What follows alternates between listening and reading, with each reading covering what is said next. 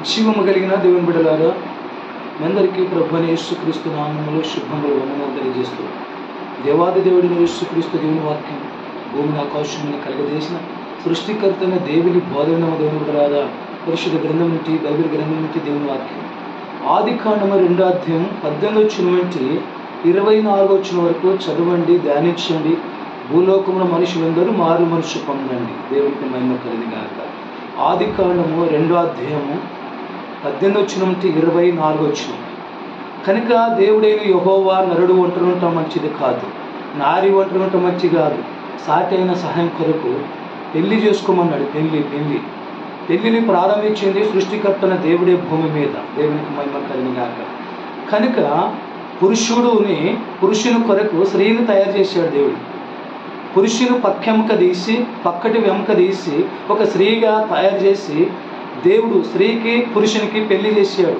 సృష్టికర్తన దేవుడు యేసు ప్రభు. దేవునికి మహిమ కలిగినగాక. కనుక భూమి మీద ప్రతి స్త్రీకి సొంత భర్త ఉండాలి. ప్రతి స్త్రీకి సొంత భర్త ఉండాలి. ప్రతి పురుషునికి సొంత భార్య ఉండాలి. పురుషునికి ఒకటే భార్య ఉండాలి, స్త్రీకి ఒకటే భర్త ఉండాలని సృష్టికర్తన దేవుని ఉద్దేశమైనది. దేవునికి మహిమ కలిగినగాక. అయితే చాలా మటుకు స్త్రీలు పురుషుని మీద పెత్తనం చేస్తుంటారు.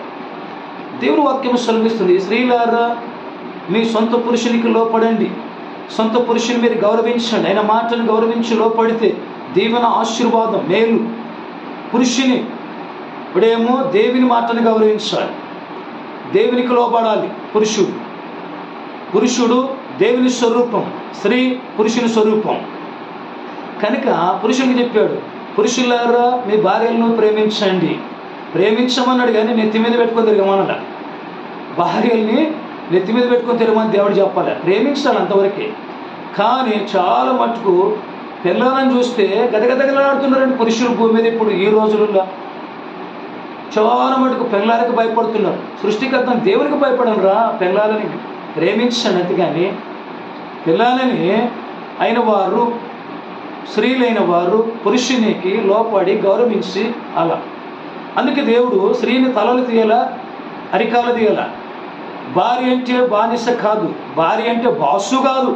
భార్యని చాలా మటుకు బాసును చూసినట్టు చూస్తున్నారు పురుషులు. తప్పది పురుషులారా, తప్పది. పురుషులారా మీకు శాపం, పురుషులారా మీకు పాపం.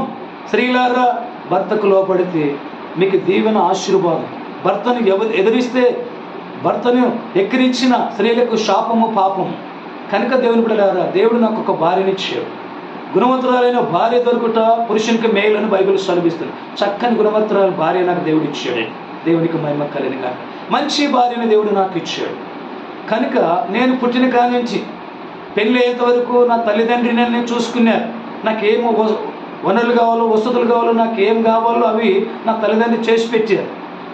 దేవునికి మహిమ కలిగినగా. పెళ్ళి అయిన తర్వాత నా భార్య నాకేమేమి కావాలో, ఎలాగుండాలో, ఏమి బట్టలు కావాలా, తిండి కావాలా, అన్ని వనరులు, వసతులు నా భార్య దేవుని దాసురాలైన ఆర్ జయమ్మ గారు నన్ను చూసుకుంటున్నారు.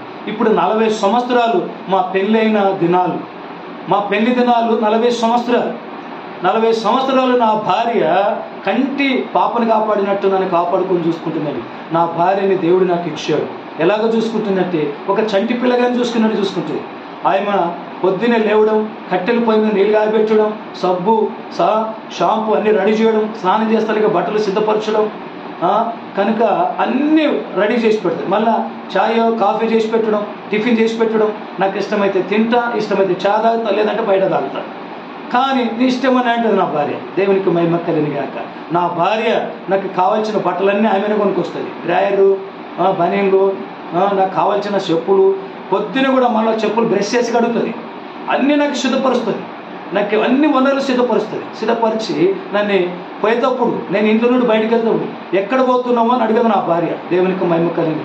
ఎప్పుడు వస్తావని నా భార్య నన్ను అడిగదు. కనుక నా భార్య ఫోను 30,000 ఫోన్, నా ఫోను 3,000 ఫోన్. నా భార్యకి 30,000 ఫోన్ ఉంది, నాకేం 3,000 ఫోను. నేను ఇంట్లో నుండి పోయినాక నా భార్య ఎప్పటికీ ఫోన్ చేయదండి. ఫోన్ నా భార్య దగ్గర రానే రాదు. మంచి భార్యను దేవుడు నాకు ఇచ్చాడు. నేను బయటకు పోయిన తర్వాత నేను ఫోన్ చేస్తే ఆమె మాట్లాడి అప్పుడు ఏదైనా విషయాలు చెప్తాను. కానీ ఆమె మాత్రం ఫోన్ చేయదు. కనుక నా భార్య తానే కూరగాయలు తెచ్చుకొని క్లాక్ టవర్కి వెళ్ళి కూరగాయలు మోసుకొచ్చుకుంటుంది. ఫిల్టర్ నీళ్ళు 1/2 కిలోమీటర్ వెళ్ళి ఫిల్టర్ నీళ్ళు ఎత్తుకొచ్చుకుంటుంది. 2 కిలోమీటర్లు వెళ్ళి రేషన్ బియ్యం ఎత్తుకొచ్చుకుంటుంది. కట్టెలు ఏరుకొని కట్టెల మోపులు ఎత్తుకొచ్చుకొని నీళ్ళు కాబెడుతుంటుంది. అన్ని పరిచర్య ఆమెను చేసుకుంటుంది. ఇంటిలో పని ఎంతో పరిచర్య ఎంతో నా భార్య చేస్తుంది. నా భార్య నాకు సేవ చేస్తుంది. నేను మాత్రము సృష్టికర్తన దేవునికి సేవ చేస్తాను. దేవునికి మహిమ కలుగును. నా భార్య ఎప్పుడు కూడా కర్రెపాకు తీసుకురమ్మని పని చెప్పలేదండి. ఎప్పుడు పని చెప్పదు. కనుక ఆమెను చేసుకుంటుంది. అది మొత్తం ఇంటి పని ఆమెను చూసుకుంటుంది. ఇంట్లో ఏముందో నాకు తెలియదు, ఏమి లేదో నాకు తెలియదు, అంతా నా భార్యనే చూసుకుంటుంది. ఇంటికి నా భార్య, సంఘానికి నేను చూసుకుంటాను. దేవునికి మహిమ కలిగిన కాదు. యేసు ప్రభు స్వరక్తం ఇచ్చి సంపాదించిన సంఘంలో సేవకుడి నేను. కుటుంబానికి సేవకుడిని కాదు, భార్యకి సేవకుడిని కాదు, పిల్లలకి సేవకుడిని కాదు, దేవునికి సృష్టికర్తన దేవుని సేవకుడిగా నా భార్య గౌరవిస్తుంది. నన్ను ఫ్రీగా వస్తుందండి. అప్పుడు నేను యేసు పాదాల దగ్గర ఎక్కువ గడిపి యేసు ప్రభుని అడుక్కుంటా. పునరుద్ధరణ శక్తి కావాలి, మరణం చేసిన శక్తి కావాలి, సమాజం ఇచ్చిన నూతన శక్తి కావాలి. ఎక్కువ యేసు ప్రభు పాదాల దగ్గర గడుపుతా. నా భార్య దగ్గర గడుపును, నా పిల్లల దగ్గర గడుపునండి. ఎప్పుడు యేసు ప్రభు దగ్గర గడుపుతా, యేసు ప్రభు నామాన్ని మహిమపరుస్తా. కనుక దేవునికి మహిమ కలిగిన గాక. భూలోకంలో చూడండి, భార్యలైన స్త్రీలారా మారు మనసు పొందండి, మీ భర్తలను గౌరవించండి. భర్తల మాటకు లోపడి ప్రేమించినలా మీకు మీ కుటుంబానికి దీవెన మేలు జరుగుతుంది. స్త్రీలకి ఆరోగ్యం ఔషధం దొరుకుతుంది. కనుక ఆదికాండము పరిశుద్ధ గ్రంథము 2వ అధ్యాయం 18 నుంచి 24 వరకు చదవండి. కనుక మారు మనసు పొందండి. దేవుని బిడ్డలారా, నా భార్య ఆరు జయమ్మ గారు చాలా జాగ్రత్తగా నన్ను చూసుకుంటుందండి. నాకు ఫోన్ చేయదు, నన్ను ఇబ్బంది పెట్టదు. నా దగ్గర 100 రూపాయలు ఉన్నా ఎవరికైనా ఇచ్చినా ఆమెను అడగాల్సిన అవసరం లేదు. నేను దానం చేసినా, ఖర్చు పెట్టినా, ఏం చేసినా వాడిని అడగదు. అదే వేరే స్త్రీలైతే భర్తను హింసించి వేడిపించి ఆ డబ్బులు ఏం చేస్తుంది, ఈ డబ్బులు ఏం చేస్తుంది. చాలామంది వేరే స్త్రీలు కారు కొన్నా ఆమె పేరు మీద ఉండాలంట, భార్య పేరు మీద రిజిస్టర్, లేకపోతే కొట్లాట. ప్లాట్ కొన్నా, ఇల్లు కొన్నా, బైక్ కొన్నా భార్య పేర్ల మీద రిజిస్టర్ చేస్తేనే భార్య నెమ్మదుకుంటుంది. లేదంటే కొట్లాట, జగడం అండి. లేదంటే కోర్టు కేసు, ఇడాకులు కావాలంటున్నారు. ఇడాకుల కొరకు పంచాలు జరుగుతున్నాయి. భార్య లేని వారిలారా మారు మనసు పొందండి. సృష్టికర్తన దేవుని గౌరవించండి. కనుక భర్తను నువ్వు గౌరవించి భర్తకు లోబడి భర్తను మాటను వింటే సృష్టికర్తన దేవుని మాటను విన్నట్టు. కనుక దేవుని వాక్యము సెలవిస్తుంది, పరిశుద్ధ గ్రంథము సెలవిస్తుంది. భార్య దొరికిన వారికి మేలు దొరికినది. నాకైతే మంచి భార్య దొరికిందండి. చాలా మట్టుకు భార్య తేలు లెక్క కొడుతుంటానండి భర్తకి. ఒకటే పోటు, నిద్రపోనిగారు, మేల్కొనిగారు, వాళ్ళు 30 తిప్పలు పెడతారు. ఎవరు? భార్య అయిన స్త్రీ భర్త అయిన పురుషుని కలవరం. చాలామంది పురుషులు భార్యతో ఏగలేక, గయ్యాలైన భార్యతో ఏగలేక స్టేషన్లలో పండుకుంటున్నారు, బస్ స్టాండ్లలో పండుకుంటున్నారు. ఇంట్లో పండుకునేదండి భార్య. అలాంటి తిక్కలేపుతున్నారు ఒక్కొక్క స్త్రీ. పురుషుని నెమ్మదిగా ఉండలేదు, ప్రశాంతంగా ఉండేది, ప్రార్థన చేసుకునేది, పాట పాడుకునేది, దేవుని వాక్యాన్ని చదువుకునేది, ధ్యానం చేసుకునేది. అలాగే తిక్కలేపుతుంటుందండి భార్య. కానీ నా భార్య మాత్రం చాలా గుణవంతురాలైన భార్య దేవుడు నాకు ఇచ్చాడు. మంచి భార్య దొరికింది. మంచి కుమారుడు, మంచి కుమార్తెను దేవుడు నాకు ఇచ్చాడండి. మంచి కుటుంబం దేవుడు ఇచ్చాడు. నాకు ఇవి కావాలి, అవి కావాలని నన్ను ఏమీ అడగలేదు. ఉన్నదాన్ని బట్టి చేస్తాను. నా భార్య ఏం చేస్తా తెలుసా? నేను కిరాయి ఇంట్లో ఉంటామండి. మాకు సొంత ఇల్లు లేదు. కిరాయి ఇంట్లో ఉంటే కిరాయి ఇల్లు ఇంకొక ఇంటికి మారవాలి. ఇల్లు మారినప్పుడు నా భార్య ఇంటి సామానన్నీ కూడా ఆమెను మోచుకుంటుంది. ఈ ఇంటి నుండి ఆ ఇంటికి మారితే నా భార్యనే తాను సామానంది తాను శాతనైన మూటలు కట్టుకొని చిన్నగా పట్టుకొని ఇల్లంతా ఆమెను మార్చుకుంటుంది.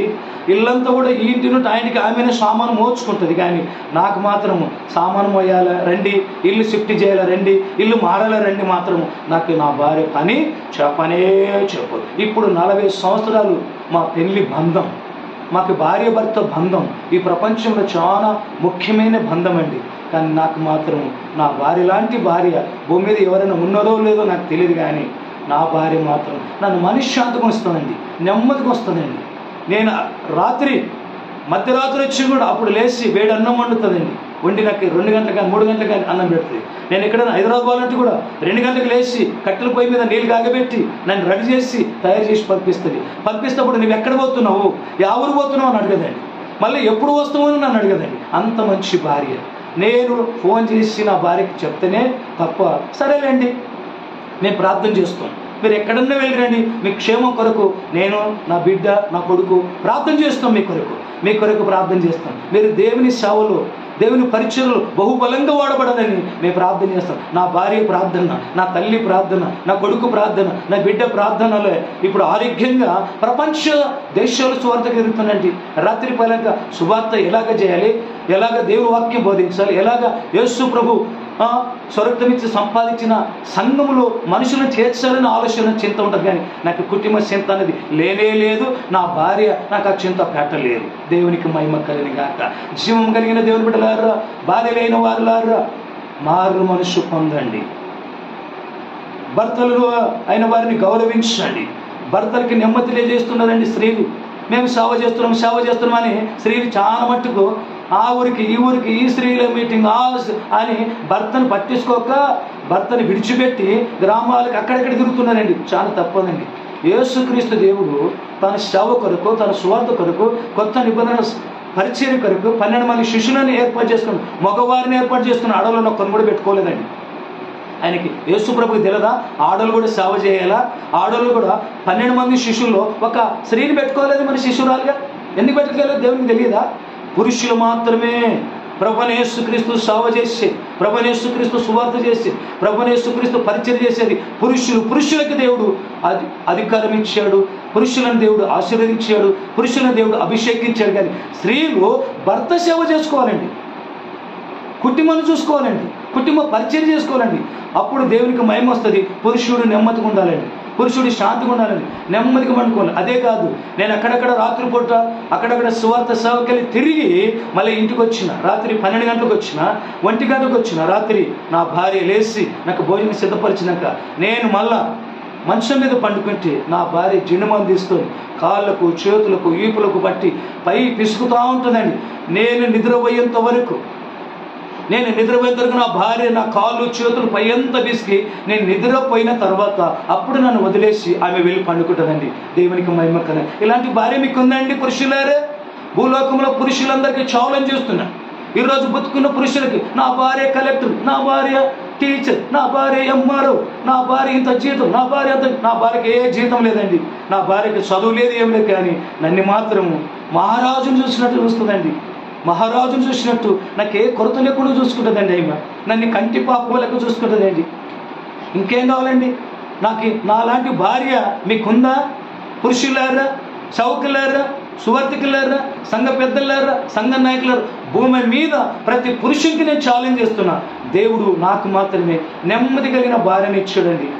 నా భార్య గారు నాకు ఏదైనా పని చెప్తే ఇంతవరకు ఎప్పుడు చెప్పలేదు. 40 సంవత్సరాలు పెళ్లి బంధం, కానీ ఎన్నడూ నాకు పని చెప్పలేదు, నన్ను ఎప్పుడు ఏది అడగలేదండి.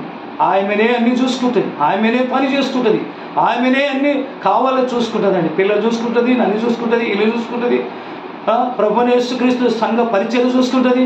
ప్రభువైన యేసుక్రీస్తు సేవలో పరిచర్యలు మా సంఘములో అందరు సంఘస్థులలో చర్చల కోసం పెట్టి ఆమెనే సంఘస్థుల కల్లా వండుతుందండి. భోజనాలు సిద్ధపరుస్తుంది, భోజనాలు వడ్డిస్తుంది, భోజనం వండిన గిన్నెలు, తలలు అన్నీ కడిగి శుభ్రం చేసి భద్రపరుస్తుందండి నా భార్య. దేవునికి మహిమ కలిగిన అంత సహనముతో ఉందండి, అంత ఓర్పండి. దేవుని సేవ, యేసుక్రీస్తు దేవుని పరిచర్యని నా భార్య ఏమి కోరుకోదండి. కొత్త బట్టలు కావాలన్నది, బంగారు నగలు కావాలన్నది ఏమి. నా భార్య బంగారు నుంచి అమ్మి సువార్త ఖర్చు పెట్టానండి. వాళ్ళ తల్లిదండ్రి బంగారు ఎండి పెడితే ఆవిడ నమ్మి కూడా సువార్త ఖర్చు పెట్టారు.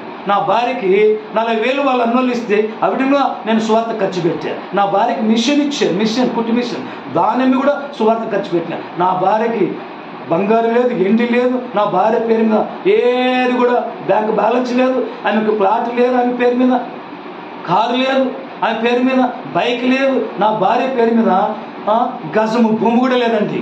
నా భార్య పేరు మీద బ్యాంకులో 1000 రూపాయలు బ్యాంక్ బ్యాలెన్స్ కూడా లేదండి. నా భార్యకి అకౌంట్ కూడా లేదండి. దేవునికి మహిమ కలిగిన గాక. ఎప్పుడైనా సరే ఇస్తే తీసుకుంటుంది. నా భార్య గామ్మ 100 రూపాయలు అంటే తీసుకుంటుంది, పటమ్మ 1000 రూపాయలు అంటే తీసుకుంటుంది. కానీ నాకు డబ్బులు 1000 రూపాయలు, 2000, 3000 అని నన్ను సతాయించదు, నన్ను ఇబ్బంది పెట్టదు. నేను ఇస్తే మాత్రం తీసుకుంటుంది అంతే, లేకపోతే నన్ను మాత్రం ఆయన అడిగదండి. సృష్టికర్తన దేవుని అడుగుతుంది ప్రార్థన చేసి, ప్రభువా నా ఇంట్లో అవసరతలు ఉన్నాయి, నా కుటుంబంలో అవసరతలు ఉన్నాయి, కొరతలు ఉన్నాయని మోకరించి 3 గంటలు ప్రార్థన చేసి ఏడిసి దేవుని అడుక్కుంటుంది. కానీ నా భార్య చెప్పానమ్మా, నువ్వు ఏం అడిగినా నేను ఇవ్వలేమ్మా, సౌకుని సర్వలోకాన్ని, సర్వ సృష్టిని, సర్వ జీవులను పోషించి దేవుని అడుగు. నీకు ఏదైనా కావాలంటే, నీకు నీ కుటుంబానికి ఏం కావాలంటే దేవుని అడుగుమని చెప్తా. నా భార్య అలాగనే అడుక్కుంటుంది. నాకు మంచి భార్య, మంచి పిల్లలు దేవుడిచ్చాడండి. దేవునికి మహిమ కలుగును గాక. వాక్యాన్ని ముగిస్తుంటున్నాను. వాక్యం వింటున్న దేవుని బిడ్డలారా, మీ అందరికీ కూడా ప్రభువుని యేసుక్రీస్తు నామములో వందనాలు.